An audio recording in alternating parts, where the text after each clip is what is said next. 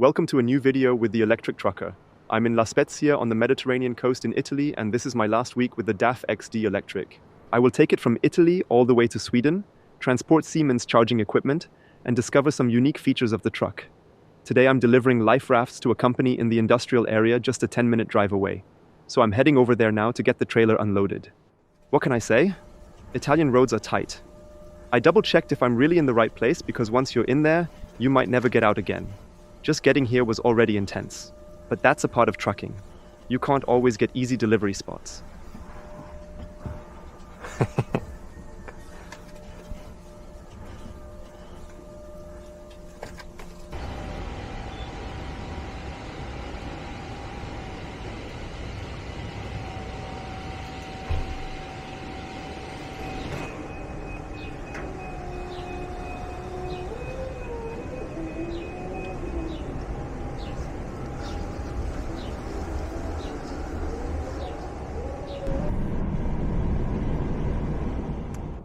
This is a breathtakingly beautiful route.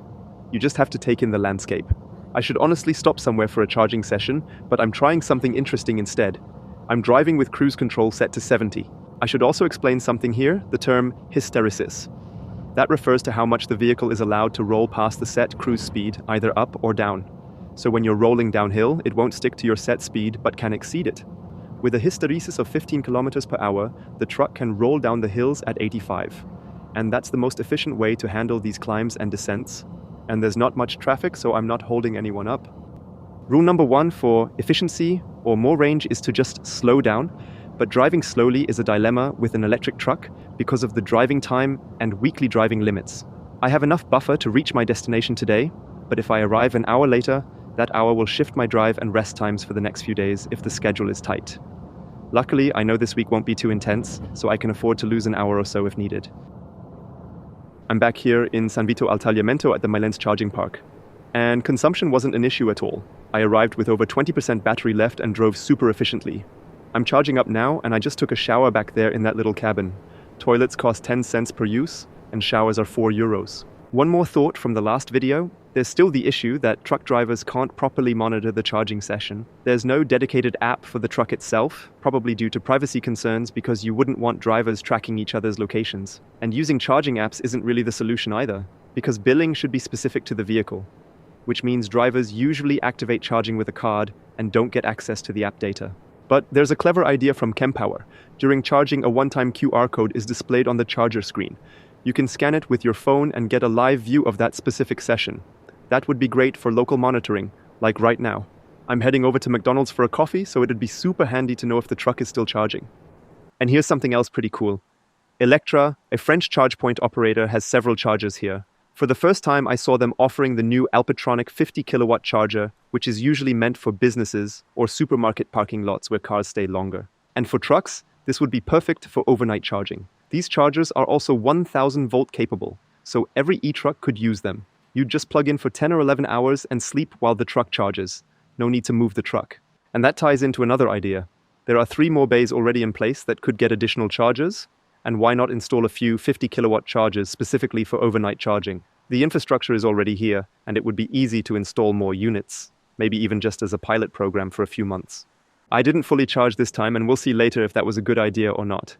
But something interesting, those signs above the chargers that say Libero and Occupato, pretty straightforward, available and occupied. And the reason those signs are there is because Electra, the charging point operator, lets you reserve a charger in advance.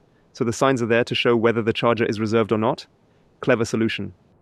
And for my return trip, I will pick up another 22 Alpitronic fast charging stations. They're selling so many that they constantly need to be transported. They need to go to Sweden, but I won't be driving them the whole route myself. I'll be handing it off partway because I have another interesting job later this week. I'm heading to Trento now, and then I can get everything loaded. But I won't be able to drive very far afterward because there's a driving ban today in Germany and Austria. So I'll pick up the goods and then look for a place to park and charge. I was supposed to get loaded here this afternoon, but the place is closed today for some reason. But it's not a big deal, since I wasn't planning to drive any further today anyway. I'll just look for a place to park and then get loaded first thing in the morning. The only question is when to charge. I checked the Ionity stations, and right now during holiday and mid-afternoon, not a single spot is free. So the plan is to head there early tomorrow. charge for an hour or two, then pick up the charging stations.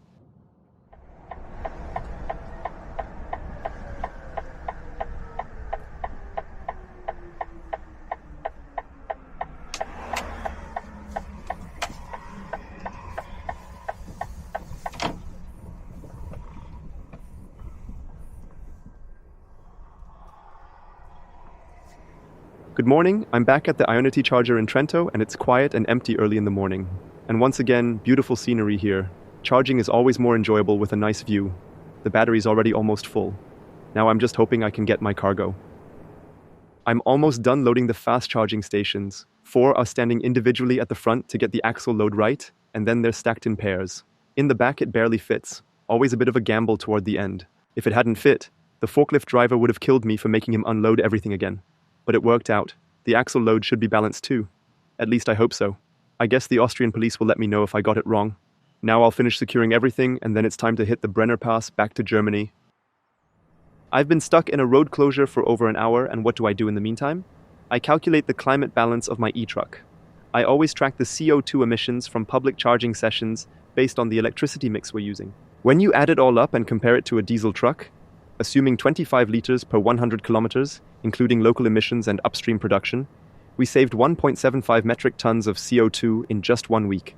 That's crazy, right?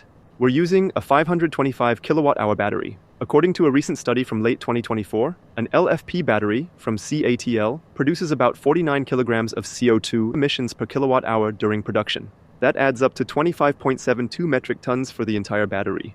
If you compare that to our weekly savings, the truck becomes CO2 positive after just 14.7 weeks, meaning the emissions from manufacturing the battery are offset after just 3.5 months. From then on, the electric truck is better than diesel from a CO2 standpoint, but will drive for another 10 years. Absolutely mind-boggling how sustainable these trucks really are. Totally absurd, in the best way. I was stuck in traffic for 2 hours. Then, moved forward a few meters, and now I'm stuck again. I have no idea what's causing it. There's just an insane amount of traffic. The problem is, I have to be in Herzogenaurach by 10 tomorrow, and I can't drive that long today anyway, since I hit the end of my shift time soon. The smartest thing would be to stop as soon as possible and then drive during the night, since e-trucks are allowed to drive at night. I just wish I'd thought of that before getting into this traffic jam. Now everyone's going to take a break at the next rest area, but I'm going to go there anyway. Maybe I can find a spot to park. We've got a new record on the channel. I've never driven so few kilometers in a day. I barely made it 100 kilometers from Trento, and I'm already parked at a rest area where I'll spend the night. But it's the best strategy right now. Traffic was super heavy, and even though it might not look that bad on the highway right now, I've been stuck in traffic for 5 hours already. I could gamble and push on, use a bit more of today's driving time, but I'd probably get stuck in even more traffic and risk being late tomorrow for my appointment. Instead, I'm starting my rest break now, which means I can start driving again at 1 in the morning and can cruise through Austria during the night when there won't be any traffic.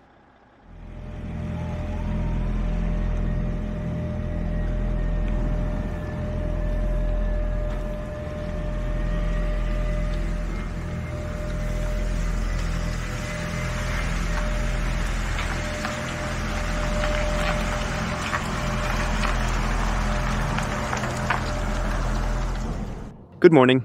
It's just after 1, and I'm back on the road. The roads are empty, and I can cruise up the Brenner Pass without any holdups. It's amazing how fast you can get through when there's no traffic. And the best part? A diesel truck wouldn't be allowed to do this since there's a driving ban from 10 to 5. I should be across the border by around 2, and then I'll keep going until 4 to hit my first charging stop. We reach the German border, and I'm about to make my first charging stop. Yesterday, it was around 33 degrees Celsius. The sun was grilling the truck, so I had to run the air conditioning. I tried using the parking AC, but it didn't do anything. Maybe it just takes a while to kick in, but nothing happened. And the cab heats up again super fast, so I left the truck on. The air compressor keeps running, and there are a few other background systems drawing power, but no big deal. Over the 9 hours I was parked, it used 6% of the battery. That's about 18 kilowatt hours, which comes out to around 2 kilowatts of constant consumption for the air conditioning. Honestly, that's not bad at all.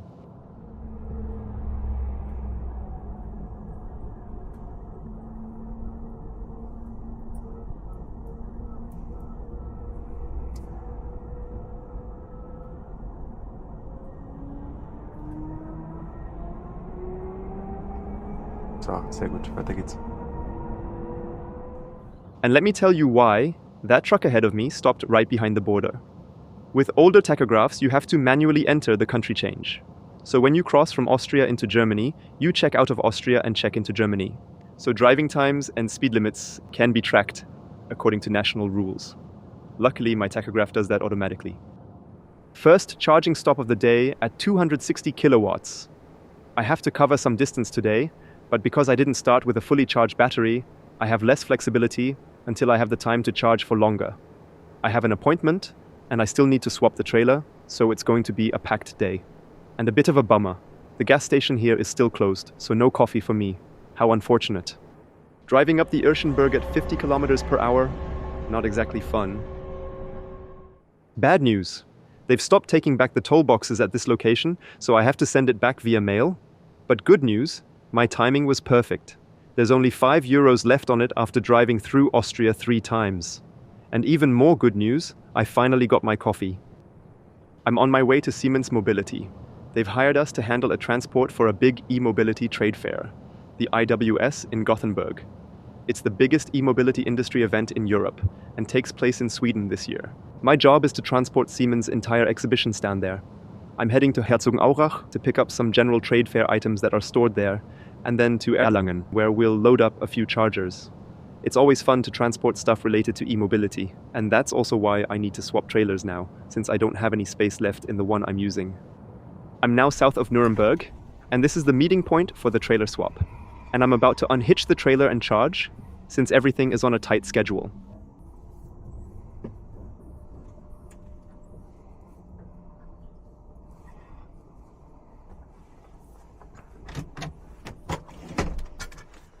We swapped trailers, and I even had time to take a shower and grab a coffee. The downside though, I'm at a car charging station because the truck chargers were limited to 150 kilowatts, but it turned out to be the same at the car chargers. The whole charging park is throttled, which normally isn't a big deal, but when you're on a tight schedule, it's annoying. But the truck is very efficient and still has 200 kilometers of range left, which should be enough to get me to my destination. I need to go to ramp 12, and I already spotted several electric trucks. There's a Volvo FH Electric, and in the back, a Mercedes e-Actros 300.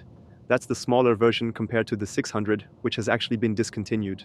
They realized the e-Actros 600 is so flexible, and will also be available with smaller battery packs, that there's no need to offer the 300 anymore. There are tons of charging stations, and even CT scanners standing around. Siemens is a huge company, and they're also filming me today. I met Norbert from Siemens Smart Infrastructure, and he's going to show me exactly what I'll be loading. This is a prototype of our new MCS dispenser for megawatt charging. It'll support up to 1.3 megawatts. Then we've got a depot charger that we've converted into a bar, which we always bring along to trade shows. Up top are our Flex 500 dispensers, which are 500 amp chargers that can be connected to depot charging systems. And there is also our mobile charger with 40 kilowatts. We've also got a smaller dispenser for depot chargers, the Flex 250, and our high power charger, the SiCharge D, which can deliver up to 400 kilowatts of charging power via 2 CCS connectors. The 400 kilowatt version is scalable from 180 up to 400 kilowatts, with the dispenser offering 4 outputs, allowing the charging power to be distributed dynamically across them. Up front, we've also got all the exhibition equipment, booth walls and everything we need for the stand, including drinks. The EVS trade fair has been around for over 50 years. It used to be held irregularly, but now it rotates every 3 years between Europe, North America and Asia. It's basically where the global e-mobility elite comes together.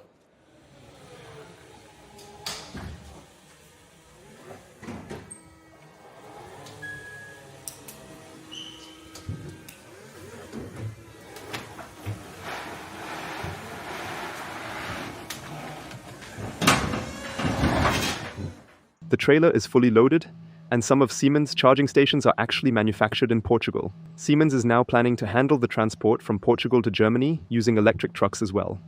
We're loaded up, and I'm heading north. I've got company too. Valentin from Siemens is with me because he handles truck charging infrastructure. It's the perfect chance for him to get some first-hand experience.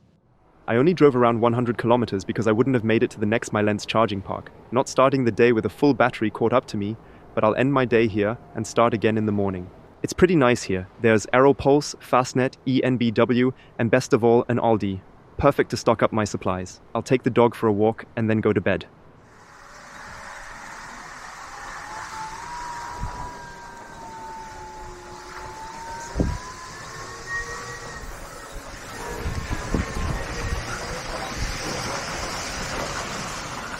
It's 2:15 and the electric night express has been on the road for 3 hours. The ferry is booked at 9 and soon I'll take my break at an Ionity charging park I've never been to before. The truck has a range of 520 kilometers, and because of mandatory brakes I can only drive a maximum of around 720 kilometers a day anyway, so I only need to recharge about 200 kilometers worth of battery. From what I've experienced, even with 250 kilowatts of charging power you can get by. It's not like you need to charge the battery to 100% every time. If the truck had a bit more battery capacity or was a bit more efficient, I'd need even less recharging, which also means the demand on the charging infrastructure is relatively low. You need to recharge less often because the battery's getting bigger and the truck's more efficient. I'm just outside Berlin, and the charging park here is actually pretty cool because the trailer can stay attached since there's a big paved open area in the back. If your plug is on the right, it's even a bit easier. At night, a lot is possible here, but during the day, if the back spots are taken, you have to unhitch. And here's a cool idea. I took a quick look on Google Maps, and this isn't a satellite image, it's a drone shot. The picture is a bit older, but a really high-quality drone shot helps a lot with understanding the size of the charging park. Maybe I'll do that in the future too. I now have over an hour of buffer, so I can fully recharge the truck before driving onto the ferry. What's better than one Nano Janssen truck at the charging station? 2 of them. Funny that we ran into each other here again. In about half an hour, we have to get going to make it to the ferry, and both trucks will be fully charged by then. I'm now in Denmark, and today we have really beautiful weather. I didn't film anything on the ferry this time, because I've been taking this ferry almost every week lately. I've got 2 hours and 46 minutes of driving time left, but I've got plenty of battery left, so no stress. I'm heading to the EV trade show now, and I'd love to stay there over the weekend, but I'm leaving the truck and trailer here, and will drive back because we've got a few appointments next week. On Wednesday is the official opening of our charging park, and on Monday we're getting our first 5 Mercedes e-Actros 600s. We've been waiting a long time for those, so I've got to set priorities, and that's way more exciting. I just called my colleague in the Scania, and he told me his current battery level. The load is about the same with both trucks, and they have about the same usable battery capacity.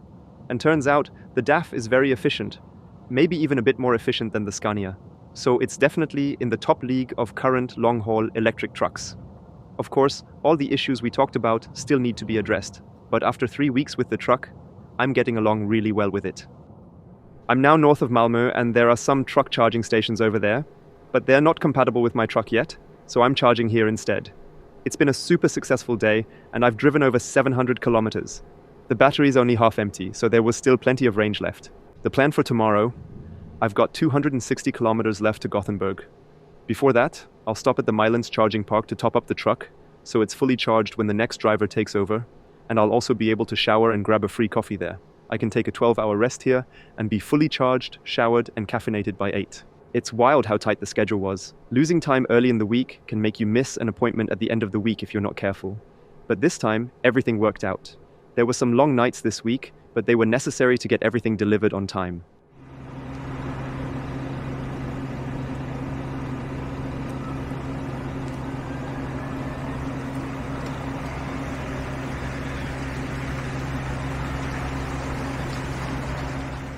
I'm about to reach my first charging stop of the day and my last charging stop of the week.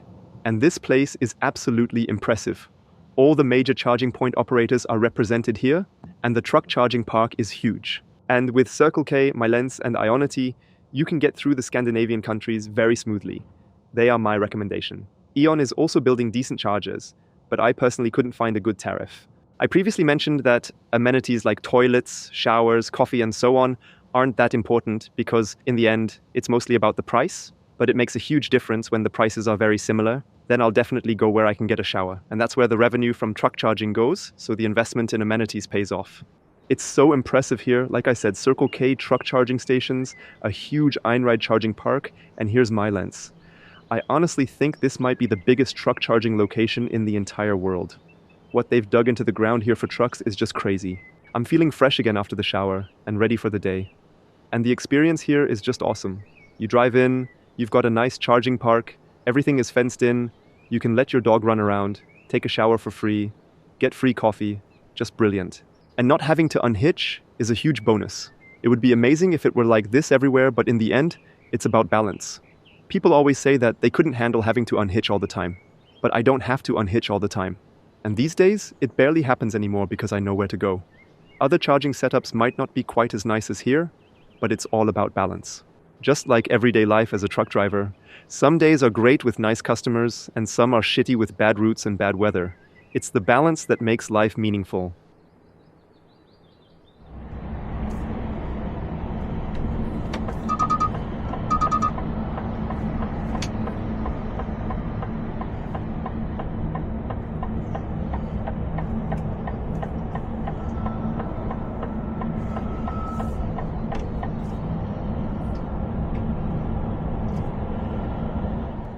Doing city deliveries in a completely unfamiliar town is always the funniest part of the trip. But according to the navigation system, it's only 600 meters away from the highway. That's the exact same color as that MAN bus from the last video. I guess it ended up going to Gothenburg. I'm about to start unloading, but one thing I just noticed. When I turn the steering wheel, the idle consumption spikes to 7 kilowatts. That's pretty intense. Just shows how heavy the front axle is and how much force is needed to steer it. Richtig gut. Perfect. Mission accomplished, and I found myself a parking spot. It wasn't that easy in the city center, so I had to go a bit outside. This was my last trip with the DAF for a while. I cleaned it up nicely and found something unique. I mentioned earlier that the truck doesn't have a built-in navigation system, but in this compartment up here I found this tablet. I wondered what it was for, and then I noticed that it has a SIM card inside and connects to the internet. You can actually connect it to the main display and use it for navigation. It's strange, but also a clever hands-on solution. Very straightforward way to fix the problem. When I was in Italy, I had to upload a video. And internet abroad can be tricky, so I wanted to use this tablet as a hotspot and upload the video. And guess what? The password isn't 0000 or 1111 and not even 1234. Their IT security guy really did his job. But all in all, I'm pretty happy with this DAF. At first, when I was heavily loaded, it didn't feel too great, but for the rest of the weeks, I got along with it perfectly fine, and it's definitely suitable for long-distance trucking. But now the most important question, what do I do when I have to leave behind my truck? Well, if you don't have a home or apartment, you rent one. So I got an ID7 rental, which I turned into my new home base for the next few days. Since I've got some time now, I'm heading to the sea to soak up some nature here in Sweden. Next week, there's a huge episode coming up where I'll be driving the Mercedes E-Actros 600 all the way to Gibraltar. If you want to see the video earlier, you can get early access with a YouTube membership. Until next time, greetings from Sweden. Ciao.